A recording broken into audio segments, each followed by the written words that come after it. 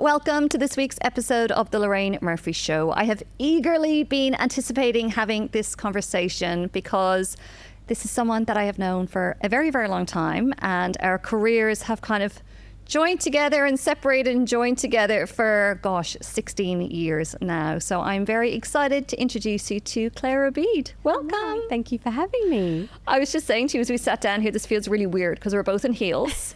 And we're under like artificial lights, whereas I feel like most of our quality time takes place barefoot in Bali. Absolutely.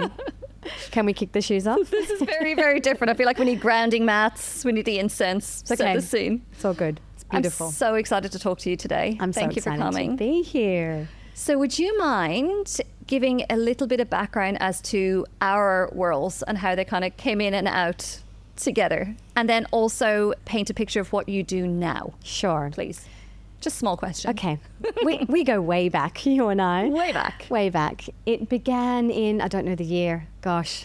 2009, I arrived in Australia. Wow. And then began working at the agency you were working at. Yes. So we both met working at the agency, Maxted Thomas PR. Yes, we used to be in PR and marketing. Beauty PR, to be specific. Beauty PR. It was the best part of PR. I loved it. It was awesome. It was really, really great. Because I feel like beauty PR, because I'd come from beauty PR in London, it's a really positive, upbeat space. At least it was then. I don't know what it's like now. Whereas I feel like the fashion team in my agency, there was more cattiness. There was more... it was just more of a vibe. Whereas I feel like beauty was always just a very positive, uplifting it was just space. so uplifting. Just And so, I actually and so came, easy. so So I actually came straightforward. from fashion before Yeah, I you went to did. that agency. So I know both worlds really well. Yeah. Yeah, that's where we met. And we were really lucky to work quite closely on a couple of the Yeah. bigger brands that we had there. And our journey, I don't think it was very long. I think it was a year or two there. And Not there was a even lot of- 6 months. No. Yeah, we only worked together for just over 6 I months. feel like we packed in quite a lot in We that did. time. I remember our trip to New Zealand. Yeah. Pulling off on the side of the road to look at a plant Yeah, yeah. of some sort. Yes, so that was a very short experience, but a very deep one. I always felt a very beautiful connection with Yeah, you and me really too. appreciated you. I thought that was really special when my grandmother passed away back in Ireland, and my mum called the office and asked to speak to you because I was at work, so that I was you could see when I crumpled what had happened. So I had dinner with them last night because they just went back to Ireland today, and I was telling her that I was meeting you, and it was funny. I don't think you've ever met her. No. But there's this kind of, when you go through difficult times Yeah. with people, there's this kind of almost like an invisible thread that pulls you Yeah, together. I So I love know she that. feels that as well. Thank you It for was great. sharing that. Yeah, I it was remember nice. that She knew actually. I exactly remember who you were. feeling very honoured and quite privileged that she'd reached for me in that moment. That's really special. So yes, a very short journey. And then we went off in our own worlds. I was exploring the beginning of my personal career and my journey. And then somewhere along the way, whilst you had the Remarkables group, Yeah. I remember you reached out and you wanted some support. At that time, I was doing holistic health coaching and yoga teaching. And I had the absolute pleasure and privilege of supporting you at that particular time in your life. So we kind of came back together at that point, and then off we went again. But I think that really began a thread that kept us Yeah. connected, watching and witnessing each other's growth and journeys and changes. And alongside the professional changes, both becoming moms you were a mom ahead of me, but just going through that motherhood journey at a similar stage as well. Yeah, and just witnessing the way that we kind of evolve and, the little strings that we pull from our past and the new things that we pull in, which I think is really beautiful. Yeah.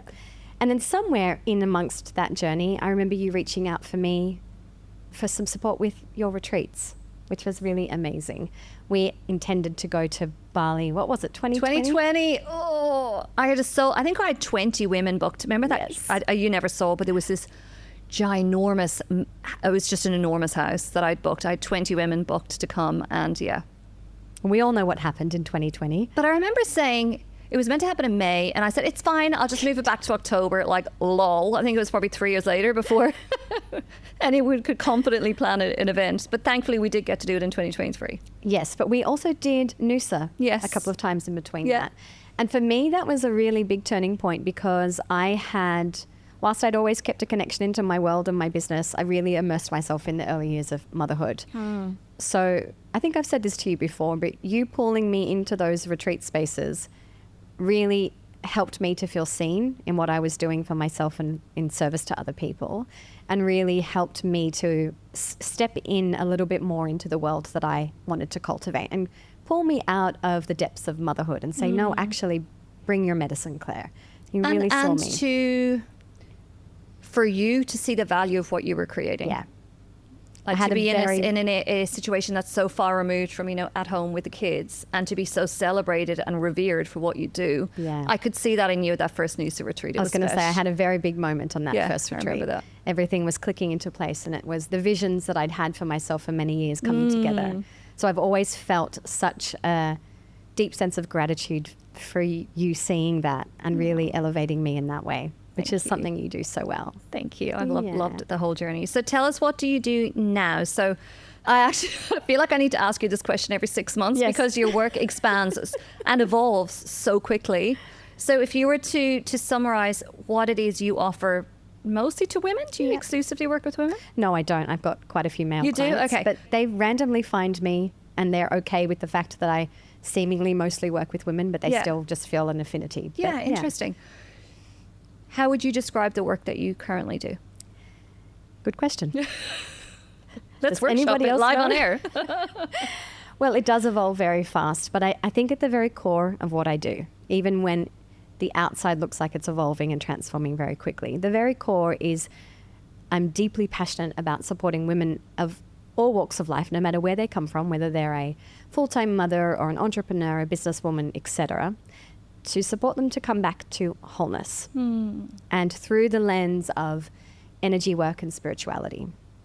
So there is a deep desire within me for people to know that they have everything within them that they need, that whilst it's really amazing to outsource and to receive support, and God knows I do that all the time, that there's a lot of wisdom and magic and beauty that lives within. And sometimes we just need the tools or the support systems or the guidance to connect into that.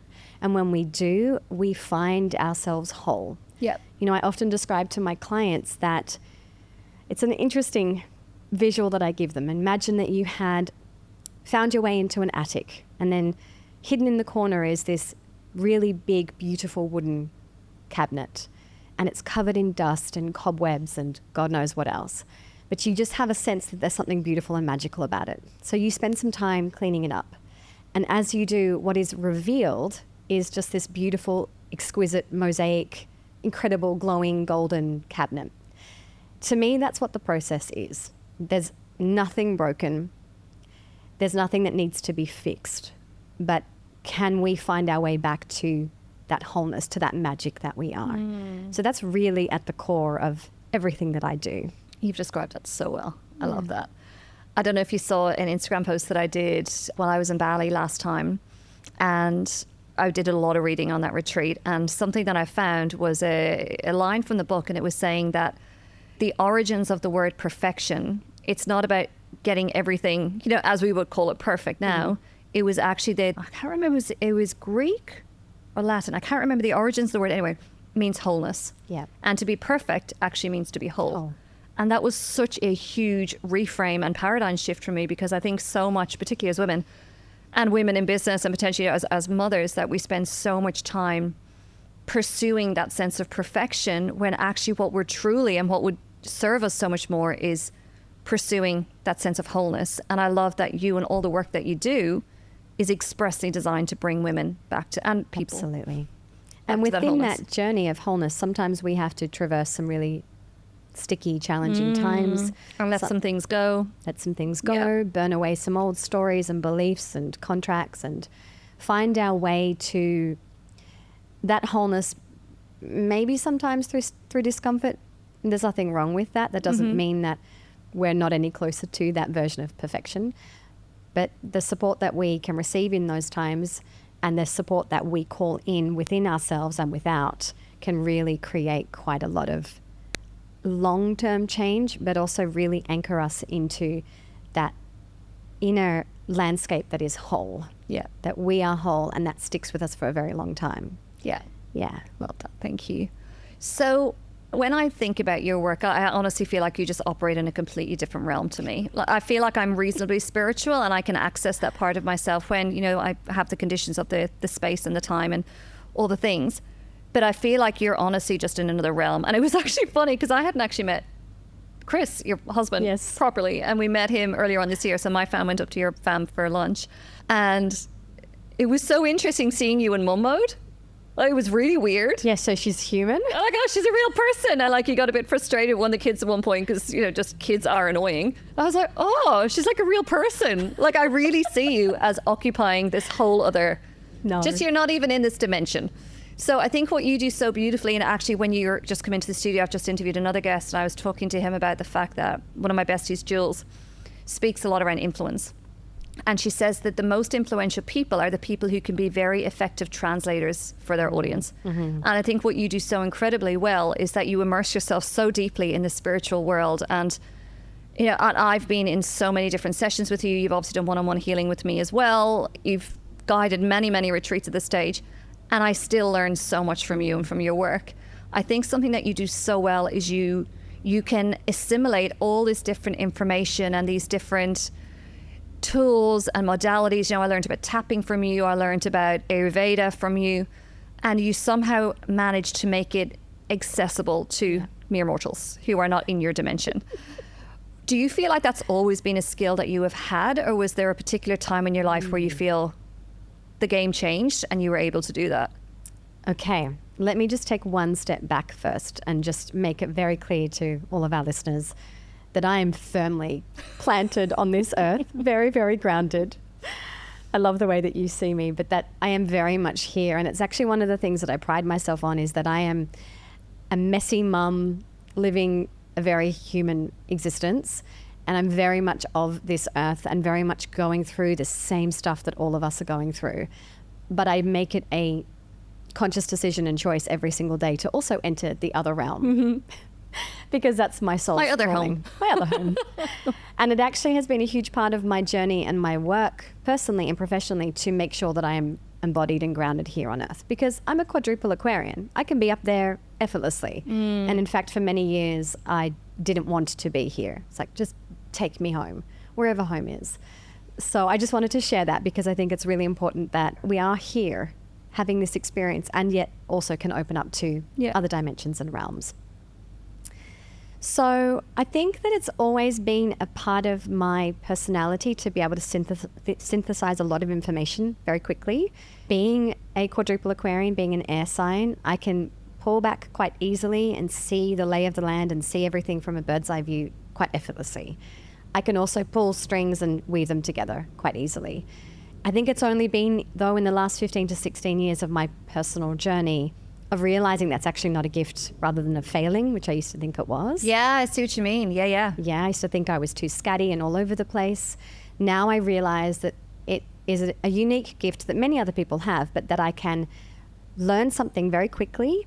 And if it feels aligned on both a physical, emotional, mental, and spiritual level, it clicks in very quickly for me.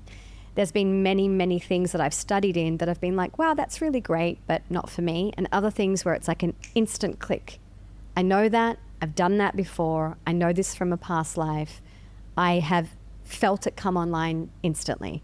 So it no longer feels like it's me that has to bring that information together, but it's already there. And I've just kind of cracked open the old Pandora's box. I've opened something. I've uploaded a file that was previously dormant. Yeah. So it's a little bit of, that's how I always am. And also something that I've intentionally said, I'm going to own that part of myself and really let it be and bring it to the forefront rather than what I used to do, which is pretend that's a problem. And actually, why can't I be like other people who are really good at one thing? I'm very clear on that one thing. Why can't I be like that? It would be so much easier. Yeah.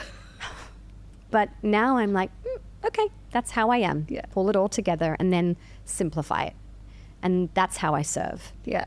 It's a really interesting point that you've raised because how many women and potentially men listening, like maybe 3 male listeners, how many of us, how many listening to this conversation right now have something that they've been berating themselves for, the first half of their lives because, I shouldn't be like this. And actually, what if you were to reframe that as your superpower, which is essentially what you have done? That's right. There's such liberation in that.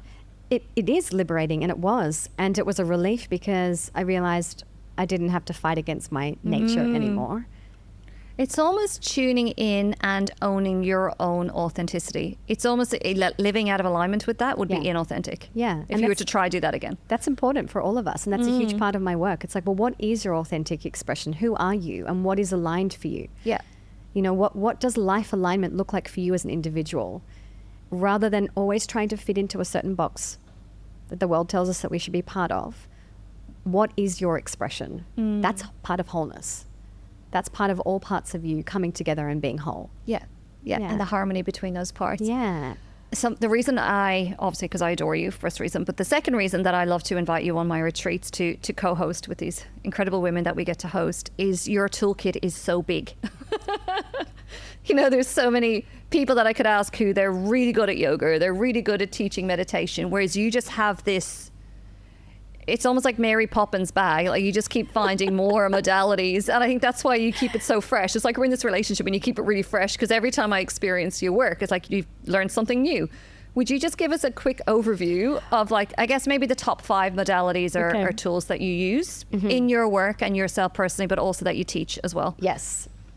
Because some of these might be new for some people. Yes. You and I have been in the space, you more so, obviously, for a while. That's a very good point. So the top modalities that I guess I use daily and personally and professionally would be Pleiadian light work, quantum healing, essentially. I think you need to give a little overview of each of them, please. Okay. Pleiadian light work, quantum healing is a beautiful modality where in session with a client, I'm able to open up into the quantum field and connect with a whole team of guides, predominantly Pleiadian energy. For those. And are they the person you're working with guides or your guides or both? Both. Okay. I've never asked you that. So as I tune in, I have a whole team that shows up, and I also have their higher self and their team. And there's this beautiful co-creation that unfolds. I'm personally communicating to my guides and they're communicating to hers, and there's this whole instantaneous conversation that happens. So in session with a client, I'm reading information and I'm receiving that to guide my client through the healing process. So I'll see limiting beliefs, contracts and cords. I'll see entities. I'll see dark magic, black magic. Who knows? The list is extensive of what can come through. Now, and as a client, experiencing this when you're doing this healing with me, it's almost like you're in an operating theater, like you're asking for this and you're speaking here and it's really interesting to watch. Yes, I am speaking out loud to my client and also to the team. Yeah. So for people on their very first time can be like, what is happening? And I'm moving my hands. I'm moving my hands a lot because I'm actually working energetically off the client's body, bringing things in, extracting things. So there's a lot of psychic surgery that happens. And then there's a lot of cancelling of contracts, beliefs, etc. So it's a very co-creative process. It's not like receiving a Reiki session. It's not like, say, an Akashic reading or a past life regression. The purpose is that even though I'm reading information, I'm also cancelling, clearing, releasing, resetting, rewriting. Yeah. So the purpose is for you to walk away with transformation having begun in some way. Yeah, got it. Yes. Next one. Kundalini activation. Kundalini activation is where a client gets to lay down and completely rest and receive. And in a Kundalini activation, I'm playing a playlist that's been personally curated. Now, what happens in this, I will open up into the quantum field, and I'm basically like a transmitter. I'm a channel. It's not me doing this to anybody. It's me holding that field so that the individual person can receive an activation that stirs and awakens their life force energy, their Shakti, their Kundalini. Now, people think that an awakening might be quite a dangerous thing. It's not actually awakening somebody's Kundalini. It's allowing their own life force energy to respond to the field. And in doing so, you've got 2 channels of energy coming down and coming up. And in doing so, it will start to clear, release. There can be emotional catharsis. There can be downloads, visions, channels opening up, psychic abilities coming online. It can be beautiful and blissful and magical and ethereal. It can also feel quite heavy as you're processing pain in your body. So as a facilitator, my job is just to hold the space and allow that frequency to come through. But I have to say, the feedback I get from clients, the testimonials, the messages after blow my mind as to what unfolds for them. And it's their energy, it's their life force knowing innately and intelligently what to do. Yeah. It's not me. So it's a very profound and powerful process. Yeah. Next one. Okay. So I also weave in breath work, EFT, tapping. Can you explain tapping? I think we're probably across breathwork, but tapping. Yes, so tapping, emotional freedom technique. This is where we use different tapping points and words and phrases to clear and shift energy. So you can work with positive phrases. You can actually talk about what's wrong, what's going on with your life. You can move into deeper layers and actually clear trauma. And it's really blending Western psychology and Eastern philosophy. You've got the Eastern component, Chinese medicine, acupressure points. You've got Western psychology when you're actually talking through problems. And it's quite a powerful process because it really helps the client acknowledge and be very clear and truthful about what they're going through, while simultaneously working with these meridian lines and energy centers to start to shift and create free-flowing life force through those channels. Yeah. And what that looks like, because obviously we're on video, so we can do this. Yes, we can. Tapping these points. Yeah, that's right. It's one of my favorite tools. Me too. And you told me that. Yeah. Yeah. And it's life-changing. If you can learn how to do it even just on a daily basis, just to skim off the top layers of things that are challenging you. But I'm also trained in EFT as a trauma practitioner as well. So I've had great success with really clearing quite serious PTSD and really old trauma, because we can work carefully and delicately around the trauma, but starting to clear it on both the Western psychology component and the Eastern philosophy side. Incredible. Yeah. How powerful. And then any more? Oh, yes. She's like, how long have we got? So I'm trained in obviously yoga and holistic health coaching, which still all weave into my world. I offer a practice called womb yoga, elemental womb yoga, which is a mixture of really ancient traditional practices, kriyas, kundalini processes, Egyptian energy medicine. And within that womb yoga field, I also offer womb healings, which are really steeped in ancient wisdom, and they work with very old mantras and healing practices that hail back from the time of Mary Magdalene and Yeshua. So a lot of the more priestess teachings for myself come through in that realm. Yeah. Yeah. Love. Everyone's like, can I have all of them, please? Well, all of that is still connected with the coaching and the counseling and the somatic work that weaves in. It's just a bit of a mismatch now. Yeah. It's like... It is. And I love that you can really tap into what you feel the person needs at any, or the retreat group needs at any one time. Yeah. We get so many questions about the Bali retreat and what does it look like and what happens behind the scenes and all of the things. Would you share a little bit about what your role is in Bali? Because Yes. you know what I used to call you when you got really cranky Yes. with me? I used to call her the spiritual guru, and she got super cranky with me. She's like, I'm not the Well, spiritual. I call you the spiritual guide now. I wouldn't say super cranky, but I was like, really, no. I'm not a guru because I really, really strongly believe that I'm facilitating and holding space for somebody's own innate healing to come online. Yeah. And I'm also just nowhere near conceited or egoic enough to call myself a guru. So the way that I see the retreat, it's a real sacred temple experience. It really is. And I know a lot of people would not quite understand what that means, but there is this cocoon and this sacredness that unfolds from the moment the women arrive. They are tucked into this glorious space, this beautiful space. They are fed and nourished 3 times a day. And they don't have to make any decisions, No which is their decisions. favorite thing. The only decision they need to make is which beauty treatment they want to have in the afternoon. I know, and they've got It's something so every lovely. single day. And you know, it's my favorite thing as a working mother, even though on that retreat, I'm literally back to back for 6 days straight. I don't have to make any decisions other than being in And you can just service. be in your work. Yeah. That's right. It's so magical. I love that for that same reason as Yeah, well. and I really, really love that. Yeah. So I get to offer the miracle mornings, 2 hours in the morning, and then And private even that, healing. like 2 hours. Like it's so, I love that feeling in Bali when I just roll out of bed and I know that I just need to get down to my mat. And depending on what time of the year it is, it's still maybe a little bit dusky still in the morning.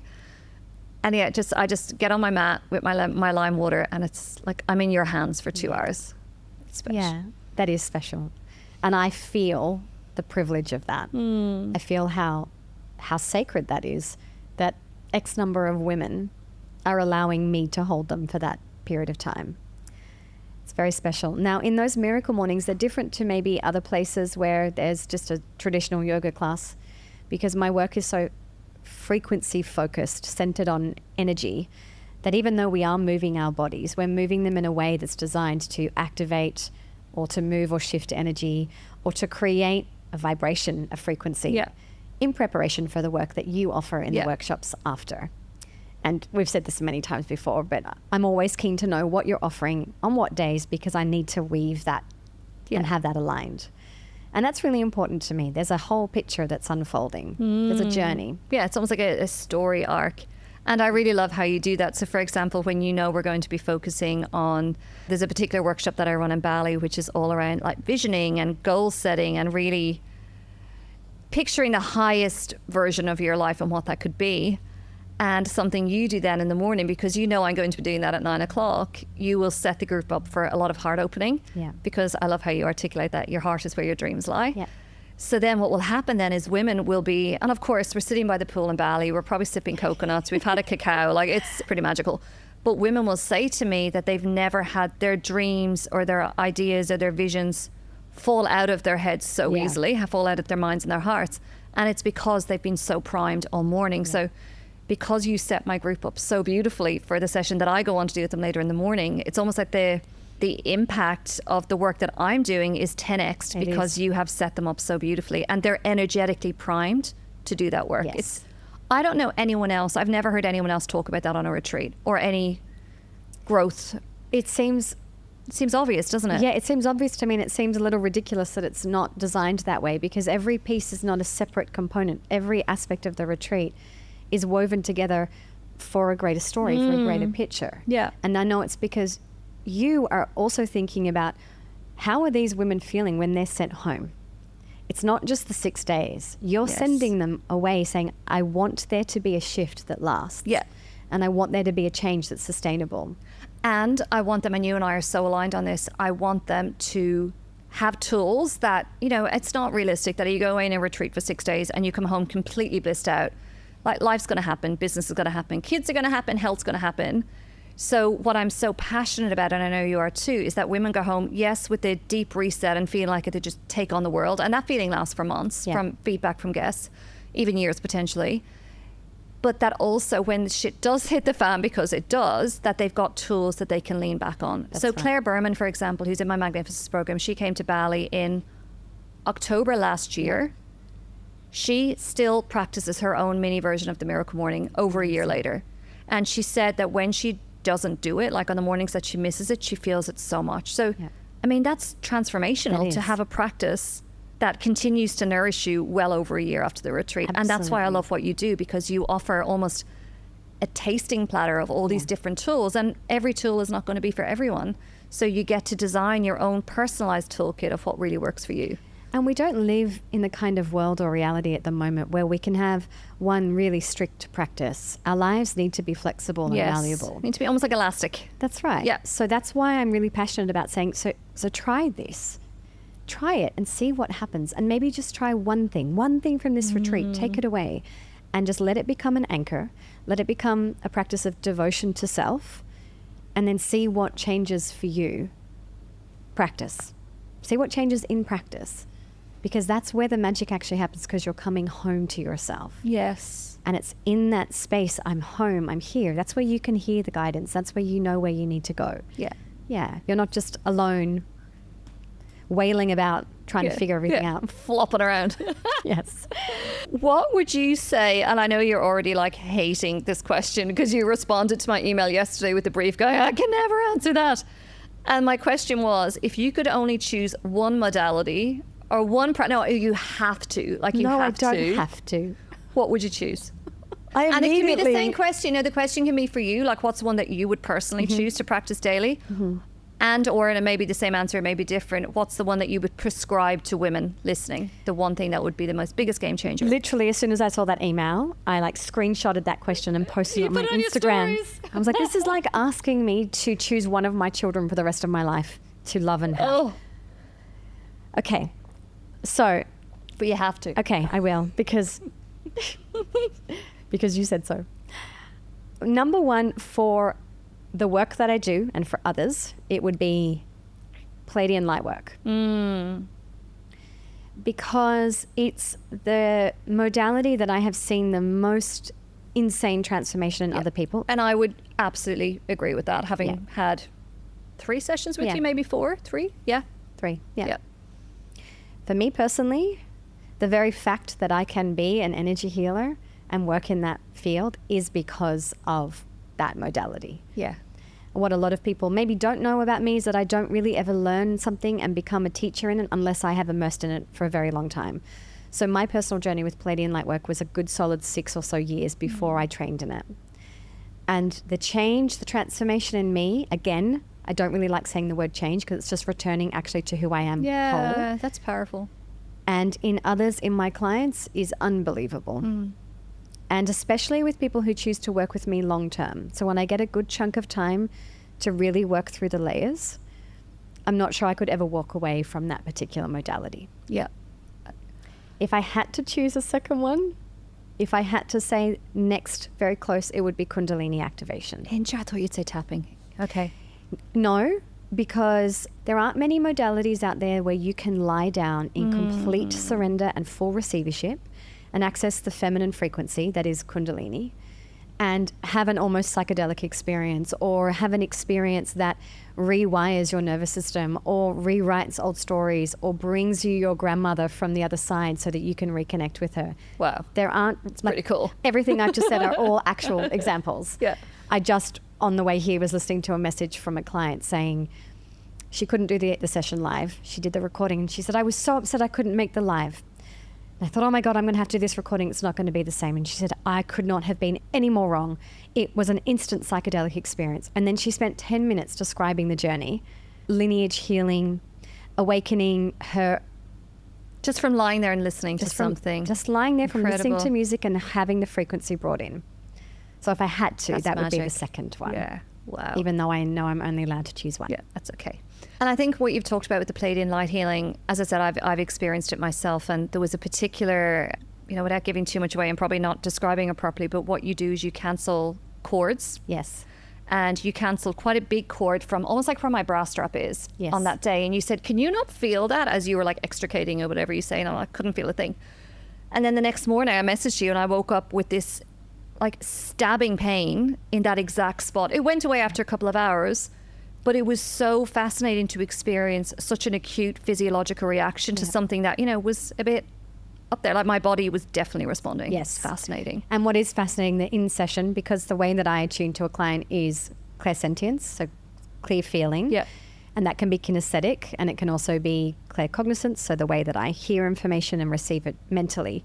So I will often feel it in my body, and a client may not feel it in theirs because they might not be attuned to that sensitivity yet. But I can feel it. So I might get a wave of nausea, or I might feel really uncomfortable in a certain part of my body, or I might get an instant headache. Thankfully, I'm able to clear that instantly so I don't keep that feeling. But it's fascinating to me because the physical body is the outer layer and it's the most dense and it's the last port of call. So when there's something that's been brewing in the emotional landscape or the etheric or the energetic or the mental, the physical body is the last place that it will start to scream out and say, pay attention. And how many stories have you and I heard? And I know I've had this experience where it's the body that when the body starts to say, hey, this is enough, then but it's been going on all those other layers for a very long time. Yeah. I've got one of my mentees who had a stroke at, I'm trying to remember, was it 34 or 36? It's young. And so young. And when she looks back, I've had many conversations with her about this. When she looks back, she can absolutely see all the little, you'll be familiar with that, first of all, you get a feather, then you get a brick, then you get a truck. She can see the feathers and she can see the bricks that she ignored and pushed through, how good are we as women are pushing through. And then finally she got the truck, which was the stroke, and, put her on her back for months. And rather than everybody listening think, oh gosh, I better pay attention to all the feathers, sometimes we're meant to have the truck. Yeah, she would say that completely changed her life, and not all in a bad way. Yes. Like she's super healthy now. Like she's in a really great place. And, I mean, we're stupid humans. Sometimes we need to be smacked in the face with a truck before we pay attention. That's my personal story. I had to really annihilate my body in my early 20s before I paid attention. And luckily, I don't need the lessons to come quite as hard and fast now, but sometimes we need to wake up like that. Yeah, so true. I love how we approach Bali. And I can't even remember the first time we did it. I think you only did one-on-one work with a couple of guests, did you? I don't know. So we offer a one-on-one session with you as almost like an optional upgrade. Yes. And I'm so happy when I think almost all the women on the retreat work with you, because what it means then is whatever comes up in the miracle morning, that they can really shift into that much deeper. And there's something, as you know, about Bali, the intersection of 3 very big meridian lines of the Earth's surface. Like, it's so powerful. I always say whatever healing you do in Bali, it's like 10x anywhere else you could do it. So I think, between having that space to allow the shit essentially to bubble up, to have that, and that space to really be in the healing, because how often do we have things that are confronting or challenging for us as women, but the kids need to get to school, or the client needs the proposal, or we just don't have the space, or it's almost a luxury to be able to be in the pain or the challenge or the conflict. So I think it's such a beautiful gift that we can give ourselves as women. And I just did this myself in October, going to Bali for a week and doing some really, really deep healing, and allowing myself the space to actually be in that without all the responsibilities of distractions. And the space after the healing to actually properly integrate. Yeah. To actually let the dust settle and to reap the rewards of those healings. Yeah. I feel like every retreat that I've done with you has been back-to-back sessions, maybe from the first one. Not Noosa, but yes. I'm quite busy when I'm there, but I don't have to cook or clean or feed my kids or pick them up. So I am in heaven. Yeah, you're always so happy. I'm like, are you not tired? And you're like, I'm so happy. So happy. And to watch them process and to be held by the other women and to know that they're all going through something. And sometimes it's really light and easy and breezy. Other times it's a bit more shadowy. But the changes that they start to experience afterwards. I mean, that's what you're going to a retreat for. You're not just going to kick back and relax. Some people are probably listening to me now going, oh God. But actually, we need spaces for healing and transformation. Yeah. We do. I did say there was a friend of mine who was interested in coming to my Bali retreat next year. And she's like, I just need a rest. And I said, hon, it will definitely be a rest. But I said also it's deep healing. Like we don't pull back from the deep healing. But I think the other point as well, and you and I have talked about this a lot, there's so much fun on the retreat, and that in itself is so healing. I mean, particularly the last group, it was just so much of what they were getting up to. It was just ridiculous and silly and girlish, and we talk on the retreat about that princess energy. We all know, like, going and just pissing yourself laughing with your girlfriends for 3 hours, it's like taking the best medicine in the whole world. That's right. So I think, yes, there's the heaviness and all of the things in all kinds of healing, but then there's the lightness, which is also incredibly healing because it lifts your frequency, it lifts that vibration as well. I wouldn't even say it's heavy because you're held in Bali and because you're held by us and because you're free of all chores. Even if it gets a little sticky at a healing, it's still not heavy. That's true. It never looks like that. It looks like, wow, that was a lot. I'm going to go for a swim and have a nap and maybe cry a little, but I'm good. Debrief with someone over a coconut on the pool. Yeah. Many of the women listening to this episode are going to be business owners. If they're not business owners, chances are they've got pretty, high touch careers. Chances are they're moms. If I'm just thinking about my kind of the average listener to the show, they're carrying a lot. So they're carrying a lot of, mental load, physical load, emotional load, spiritual load. There's a lot going on. What are some really simple practices? Because, the Palladian light work is beautiful. The Kundalini activation, all of this is beautiful. What are some, I guess, more day-to-day accessible practices that you would recommend to women just to really help support their nervous system, to create that bit of space? I call them the soul whispers. How can I create space each day to allow those soul whispers to drop in? What are some simple rituals maybe that you lean on or that you coach your clients on? Yeah, I'm really passionate about this. I'm really passionate about carving out space, and it doesn't have to be a lot. It doesn't have to be a 2-hour practice. And I actually just created a whole course around this because women need these little pockets. So some really simple things are this is going to sound interesting, but make sure that you have come to the place where you know you matter enough to create space. Yes. If you're not there yet, you have just hit something so powerful, because how much of the rushing through and I just don't have time to meditate, or I don't have time to have that long bath, or I don't have time to have the chat with the girlfriend, it's coming from a place of, no, I haven't earned it, or I'm not worth it. Yep. Yeah. Thank you for saying that. Get there first. Yeah. I matter enough to take 10 minutes in the morning before the chaos. I love that you've said that. Yeah, that's really important. And if you haven't got there yet, that's the work. Work on that story first. And that gives me goosebumps because the amount of women that come to me, fix me, Claire. Yeah. It's like, well, hold on a minute. From there, I would then be doing really simple things, like start to set your alarm 10 minutes early each day, 20 minutes, maybe half an hour, work up to it. Take the pressure off. You don't have to do it every single morning or every single night. It doesn't have to be a strict schedule. It will come to a point where you can't miss a day because you've come home. But when you do create that time, ask yourself, ask your heart, what makes me feel whole? And for one of my clients right now, it's a bag that's always packed with a book and a pen. I thought it was like a grab bag. And I'm out of here. A thermos. And she picks it up and she takes herself to a favorite spot. What's in the thermos? Whatever she wants to drink that morning. Okay. I need that detail. Okay. Nothing too crazy, Okay. I'm sure. And then she sits and drinks her beautiful tea and journals. So I would suggest tune in and ask that question. Really simple things. You might learn 1 or 2 basic breathwork patterns. And you might sit outside with the sun on your eyes in the early morning, which is really great for us women in So our good for you. 40s plus. Yeah. And just take a moment to feel grateful and then do 10 minutes of breath work, 5 minutes of breath work. So for me, on really busy mornings, I get up, I make my little tea, I go What downstairs. kind of tea? It's actually got pre-soaked chia seeds and lemon juice in it. Really? Yes. A tea of chia seeds and lemon juice? Yes. So Is it not very lumpy? no, it's not. Everyone's going to ask this question. So it's a 1/4 cup of chia seeds soaked in a liter in a jar. Yeah. And then they obviously expand. Yeah. And then I pour a little bit of that into my thermos with hot water. So fill it up with hot water and some lemon juice. This was given to me by my friend Nadia Rahani. Oh, who and is- what's the reason for it? Well, it really helps. Because with I that- did the lemon juice in the morning, but not the chia. Well, she got me off the lemon juice alone in the morning because that was a sugar spike. Okay. And the chia is like a bit of protein to start the day. And it actually really helps with digestion as well. Interesting. And now I've been doing Okay. it for a year. I can't not do it. Okay. Yeah. I'm all about the details, as you know. I know you are. So I go outside and I eyeball the sunrise. And I listen to the birds. I look at the beautiful bushland in front of me. And I do a couple of little practices. One of them is an energy medicine movement. Another is opening all my lymphatic points and just helping my system to flush. I do a bit of breath work. If I've got more time, I'll sit, I'll meditate. I have got a lot of different energy hygiene practices. But that doesn't always take that long. Some mornings are busy, and that might just be 15 minutes.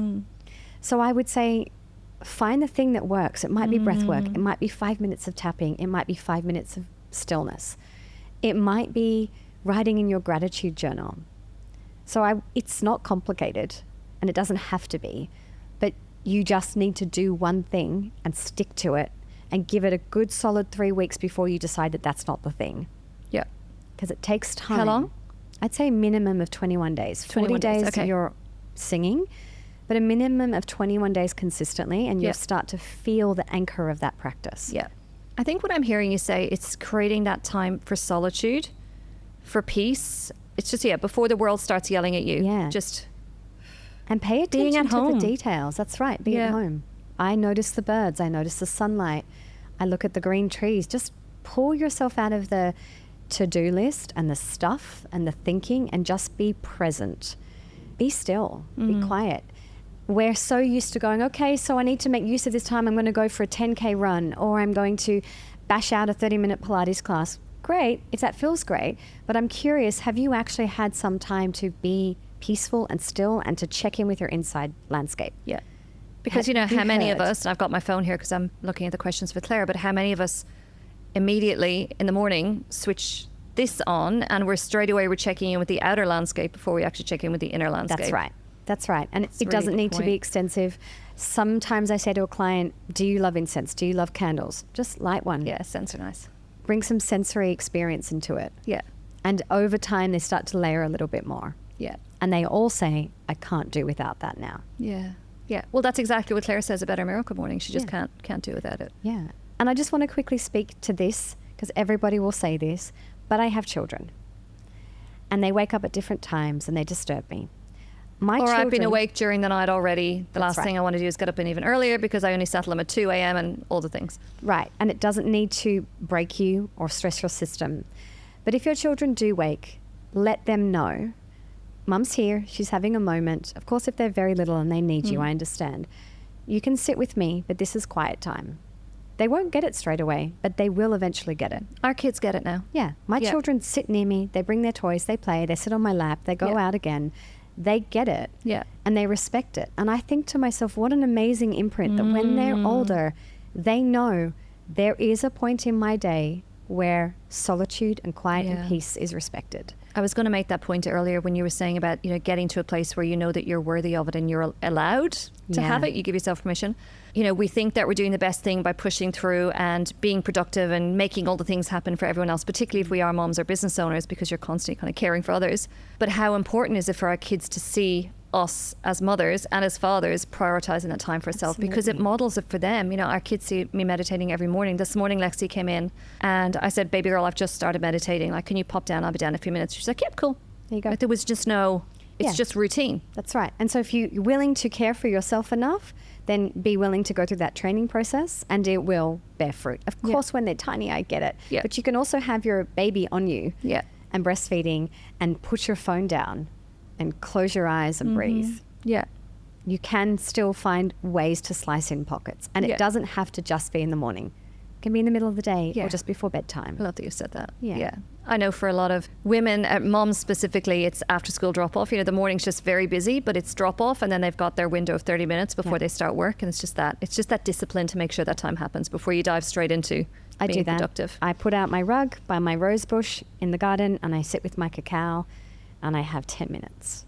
And I drop in. Yeah. Back home. Come back home. I'm really going to take that away from today's conversation. Just how can I bring myself back home? And we can do that multiple times in one day. Yeah. So good. Something I admire so much about you, and another reason, I feel like I'm just adding to the reasons that I invite you to Bali with me, is you are one of the, if not, I would say the most effective holder of space that I've ever seen. Holder of space. Effective. Like, you just do it so fucking well. Like, you do it so well. You have this amazing ability. And you know who else does it incredibly well? My husband does it very well. He holds space for other people so well. He was telling me a story. He went away with his dad a few months ago and they were in this sauna and he found himself in this sauna with this middle-aged woman, like an older, like she's like 60s or something. And all of a sudden she bursts into tears and starts telling him all about her difficult divorce and her health challenges. And she's sitting in a sauna sobbing, going, I don't know why I'm telling you all of this. I have seen that happen so many times. I think you do it incredibly well, but obviously a different style of holding space. And I know you have run an entire program and you actually mentor and coach other women on how to hold space. And as women, we do need to hold space for a lot of people, whether it's our kids or our team members, our clients, customers, whatever it might be, or, parents. What do you think it takes to be a really good space holder? Such a good question. And it's very multi-layered. Yes, so I can imagine. Bear with me on this. The first thing that I would say it's attunement. And it's refining first your ability to attune to yourself. And if you can't do that, then it's very difficult to properly hold space for somebody else. Because I guess almost built into the idea of holding space is your own solidness and your centeredness. That's it. Because when you're in that solid place, no matter what, I don't want to use the language like bash it. I was talking to Wade about this around like what I need from him as his masculine energy is to be the seawall. Yeah, I need to be the ocean where I'm just like smashing and crashing. And some days I'm very tranquil and some days there's a bloody tsunami. I need him to be the seawall. Poor man is sitting there going like, no big ask. Like, this is fine. Great. I can totally do this. Fantastic. But I feel like that's, the space holding energy it's the solid seawall. Like, no matter what you say, no matter what you do, I have got you. No judgment, no criticism. I've got you. That's right. And I think you do that incredibly well. And that's also the second part of that, thank you, is that I have deep compassion. I really do understand human nature. Can you speak to this? Because it's something I set up very clearly at the start of the Bali retreat, the difference between empathy and compassion. Yep. Because I think as women, many women wear the idea of empathy as a badge of honor. Like, I am so empathetic, and it's almost, and I do not mean this critically in or a judgmental way at all, almost like a badge of honor of how good a person they are. Yep. But the problem with empathy is that, empathy means that if you're in a painful place, I go to that painful place feeling with you. it with you. Yeah, I'm in there with you. Yeah. And the problem with that then is that if I'm in there with you, well, who the fuck is getting us out of there? Who's like, we're both holding in me? it. That's right. Yeah. So this was something that Liz Gilbert introduced to me many years ago when I went to see her speak just before all the COVID crazy kicked off. And she said, instead of aiming for empathy, we should aim to be compassionate, because what compassion is if you're in that painful place, I see your I don't want you to be in suffering. That's what compassion is. So if I'm coming from a place of compassion, I can help you come out of it. It's not disempowering for me as well. That's right. That's exactly right. Yeah. I don't need to speak to that. You just said it so beautifully. Sorry, I completely just No, hijacked that. that's exactly it. I'm because very the passionate problem about that I found in past Bali retreats, particularly the first Bali retreat that we ran, is everyone was running so hard on empathy, and it was before I understood this properly. And then what happened is that everyone was fucking exhausted. Like, everyone was sharing their stories, like dumping their problems down, and everyone was like, I'm so tired because everyone else's problem. And I realized that because there's something wrong with the energy here. I need to manage this in a much more solid way, which is why I always set the retreat up now to talk about. And then how cool was it, the last couple of retreats when we, people are sharing some big stuff, and I always do those one-word check-ins, like a temperature check. And we've been through a really big session. I'm like, oh shit, I think people are going to be exhausted. And people are like, I'm energized, I feel light, I feel clean. That tells me that they're staying in their own energy and not handing over their energy and their power to other people. And that tells me that you held the space properly. I feel like that was something I had to learn. Yes. As a facilitator, to hold that solid place. Yes, that's what that tells me. It tells me that you understand that healing doesn't happen by everybody losing themselves in empathy. Yeah. And draining their life force energy and bleeding into other people's stuff. Because then they don't have the life force energy for their own healing. That's right. They need it for their journey. That's right. So as a space holder, that's top of my list. Yeah. Am I in compassion, and can I stay in that space? Yes. I am here. I hear what you're feeling. I see it. I want to support you to come out of that. But I'm not going to lose myself in that. Yeah. And I'm not going to bleed myself in that, because then I'm not holding you. Yes. Then I'm not guiding you out. And you've come to me for support. Yeah. So to hold space for me is, am I rock solid? And that rock solid energy is not just, am I physically present, but energetically, am I rock solid? I have a lot of clients that say, I can't wait to get to the place that you're at, Claire, where my energy is just solid. I don't wobble so much. And one of the things I want to share here is that I spend a lot of time working on my energy hygiene. In terms of how grounded I am energetically, how clear my field is, and how boundaried I am. Yeah.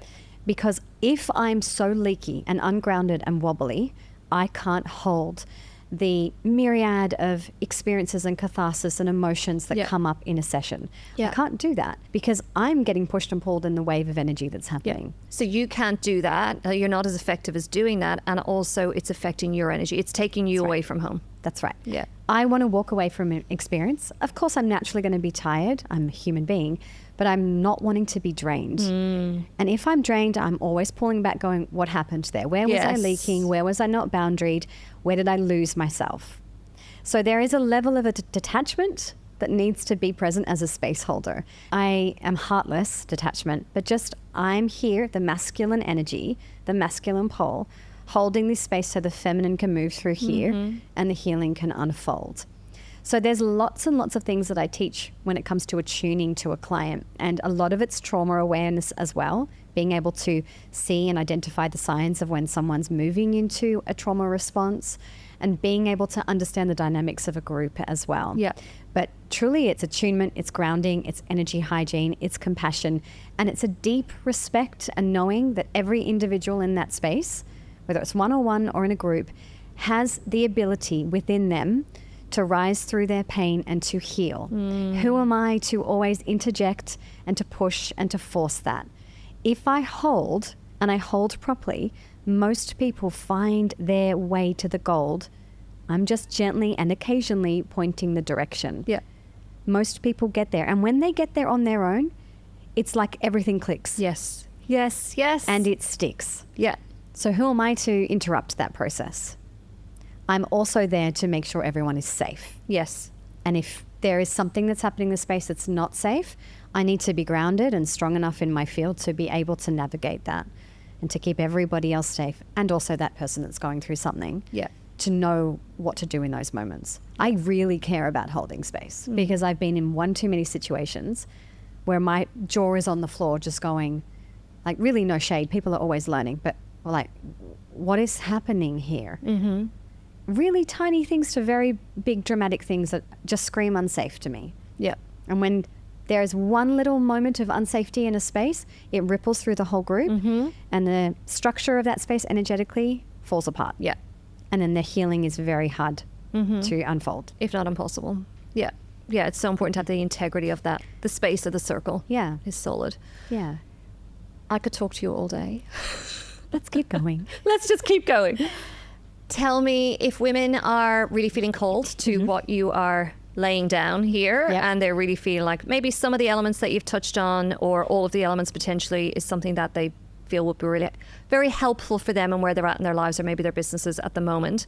What are there different avenues to work with you? Yes. So there's the one-on-one work, which is Palladian light work predominantly, or private Kundalini activations. And you can do that remotely? Absolutely. Anywhere in the world. I'd say 90% of my client books at the moment are international clients. So there's no issue. I just like going to your house because then Hazel, your therapy I dog, is know. there and it's so special. I know. And you make me nice tea. I do make you nice tea. I don't have a dedicated space that I work from for in-person clients, so only the very lucky ones get to go. The VIPs. The VIPs. So Palladian light work and Kundalini activation private, really fantastic ways for people who are ready to work through layers and who really want support to awaken, to shift, to come back to wholeness. I have a group program called the Kadisha Initiation, which we've actually just finished for this year and we'll start again next year. And that's a 5-month mentorship program. It's a group journey. I've had rave reviews from women who've been through it. Well, this has taken years to bring to life, so it means a lot to hear that. And that is for the woman out there or the man who is ready to awaken their inner healer and to start to really go through their own personal healing journey, but then also to start to bring on their healer gifts as well. So it's quite multi-layered.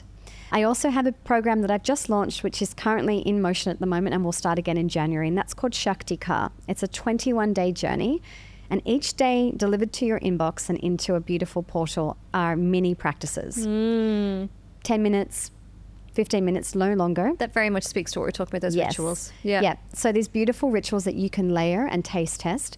But then every week for 3 weeks, we meet for a group Kundalini activation as well. Wow, Just to that's supercharge. cool. It's so cool, actually. What's happening right now, I'm getting lots of private messages. Just the combination of doing these really big activations and then the daily work is quite transformative. So, wow. yeah. And then I often run in-person events on the Central Coast. Which I love.